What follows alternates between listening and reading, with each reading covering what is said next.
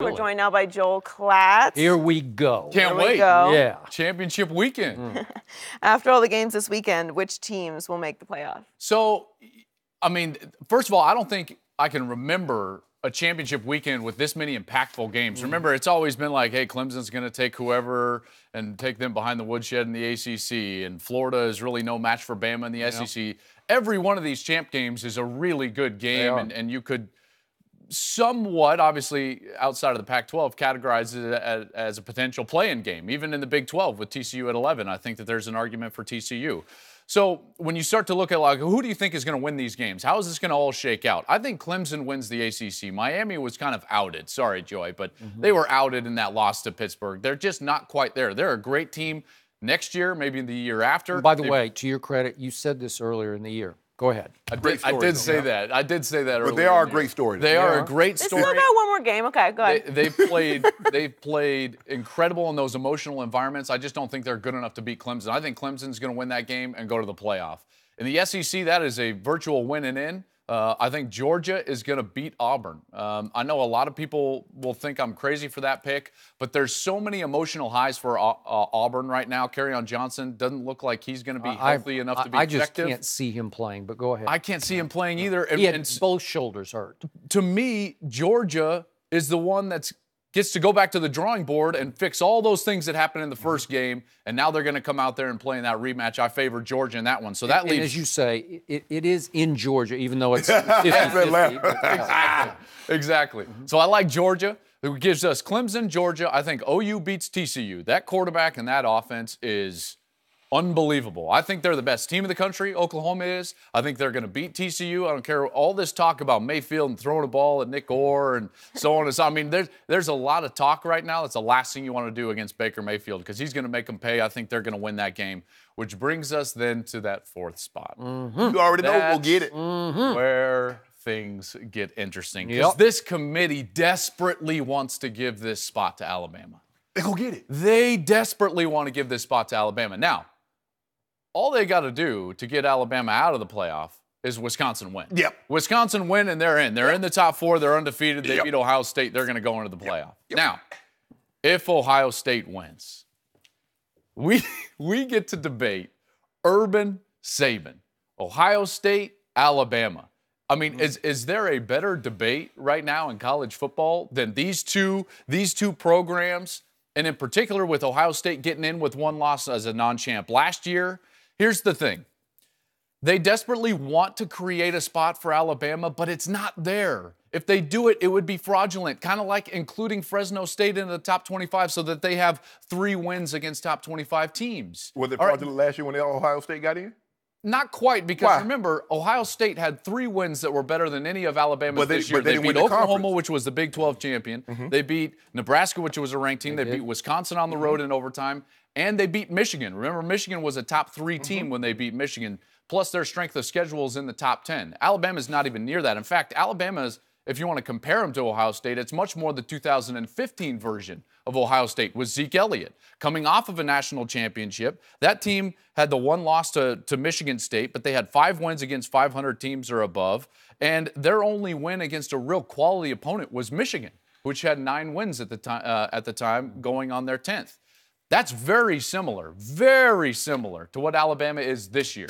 Okay, the committee is having to cook the books to make Alabama look better by keeping Mississippi State in the rankings, by elevating LSU past where they should elevate LSU because of that loss at home to Troy. Didn't LSU beat Auburn, though? They did, which, listen, I've got my own problems with Auburn at the number 2 spot, but I'm not going to get into that. I'm just telling you right now, I think that the winner of the Big Ten game should go. Because, one, I believe in conference champions over non-conference champions. I said it last year. I believed in Penn State over Ohio State. I know I'm saying a lot of things to basically tell you I don't think Alabama deserves to go to the playoff this year. And I do. Because even if you take them at 1 loss, they lost to Auburn, and Ohio State had a debilitating, an unforgivable 31-point loss to a 7-5 Iowa. 55-24. The committee has already told you what they thought about Wisconsin because they just finally they were the only undefeated team. And they finally made the top 4. So the committee has already told you what they thought of Wisconsin. So Ohio State beating them will do nothing for them because the committee has already spoken. So now, how does an 8th-ranked Ohio State beating a Wisconsin team that's undefeated that the committee didn't have a whole lot of faith in anyway. That's why they kept them out all this time. 2 lost teams up there, 1 lost team up there. Undefeated team couldn't crack the top 4. So they have spoken. And I told you what this is called, the Alabama Invitational. Ohio State and Urban Meyer will do what they do.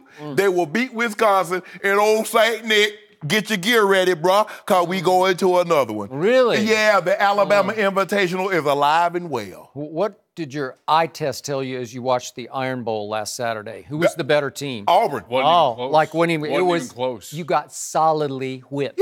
Yeah. They beat Georgia, too. And by the way, Mississippi State handled Alabama. They did until Jalen Hurts until said the last that's 6 minutes. Didn't Penn State handling Ohio State? Yeah. Shouldn't they have won that game? They were down 35-20 going into the fourth quarter. I mean, come on now, you got to start I don't think either resume is great. I think they're going to have to honor the conference champion. You said something I think is absolutely accurate. If the playoff committee puts Alabama in this playoff this year, this is a sponsor's exemption to an invitational tournament. That is what not you want? a playoff. No. That's not what I want. You I don't want think fraudulent? That's what anyone in college football wants. When you watch basketball, the Maui Invitational, Chaminade's always in it. The college playoff, Alabama is always in it. So did you just compare Alabama to Chaminade? Because the college football playoffs to the Maui Invitational. I'm calling the college football playoff the Alabama Invitational because they always going to be in it as long as St. Nick is down there. So I will give you this. If you want TV ratings, you should put Bama in there. And look I think Ohio State would trump Bama as far as ratings. I don't know. Yeah. I mean, but it's got mystique to it. The Big Ten East. That's with the SEC West is unforgivable. You're not losing 2 games and even getting there. Okay, so once again, I'm with my man Joel Klatt here. Who figured? I got Georgia over Auburn just because I don't think Carry-On can play. Yeah, I just don't. They say it's a game-time decision. I don't know. And the kid Cam Martin, who backs him up, he came in and turned his ankle badly at the end of the game. I don't know if he's going to be able to play. And they lost Petway already. I just think it's going to take the life out of that offense because it is devastating. When they get clicking, they they can run you right off the field. But I think Georgia, in that Mercedes-Benz Dome in Atlanta, will get some measure of revenge here. And I'm with you on Clemson. I'm with you barely on Oklahoma. I think that game's going to go to the wire because, hey, Gary Patterson can coach, and that team has a lot of pride, and it's a really good defense. It's not going to be what was the score at halftime, 38 to something. 38 and almost 400 yards. I just don't think it's going to be anything like that. I'm a Sooner fan, but I think they will barely survive this game, which brings us to the game you should not predict because you're about to call it. I got Wisconsin in this game, which will eliminate all of this hocus-pocus about Alabama. But guess what? What happened when TCU beats Oklahoma? Okay, We're back in the catbird seat. Could be. And you need help. And I don't think you're going to get the help that you need because I have watched big parts of Wisconsin. The last 3 weeks, I watched them crush Iowa. I watched them beat Michigan soundly. And I watched them go to Minnesota. Yeah. Minnesota's not bad. And they just crushed them 31-0. This is a really good college football team. That's right. That's extremely well coached on both sides of the ball. It's the number 2 defense in efficiency in the country. And Alex Hornibrook he's a very good college quarterback. He's playing his best football in the last 6 quarters, which I think is a big part of this, right? And I will say this for Wisconsin. You can say all you want about the talent of some of these other teams and what they are at their best.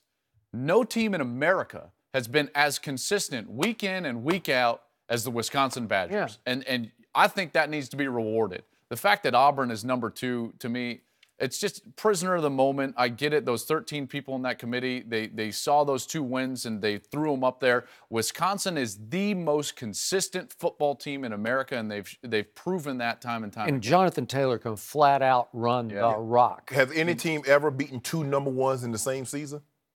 I'm sure it's happened before. I don't have it off the top of my head. That's what I'm saying. Listen, what Auburn's done is great. That's why with 2 losses, winning, they're in. I mean, as a conference champ with 2 losses, I'm fine with that. Put them in there. But you can't keep us out, though, Skip. One of these scenarios is happening. Ohio State will beat Wisconsin, or TCU will beat Oklahoma. Do we really want a team competing for the national championship that lost their last football game? Yeah!